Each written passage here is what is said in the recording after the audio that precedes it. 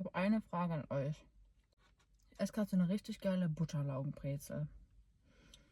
Ich liebe Brezeln. Ich glaube, es ist mein Lieblingsgebäck. Aber wenn ihr jetzt beim Bäcker seid, es gibt alles. Es gibt Zimtschnecken, es gibt Mohnschnecken, es gibt Laugenecken, Laugenstangen. Keine Ahnung, was es noch für einen Scheiß gibt. Was wäre das Gebäck, was ihr wählen würdet? Bei herzhaft bin ich so Team Brezel. Und bei süß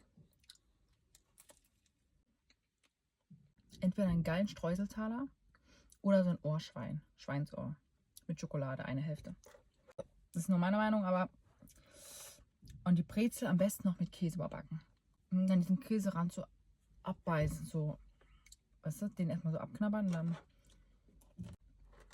Was macht man, damit Laugengebäck so nach Lauge schmeckt?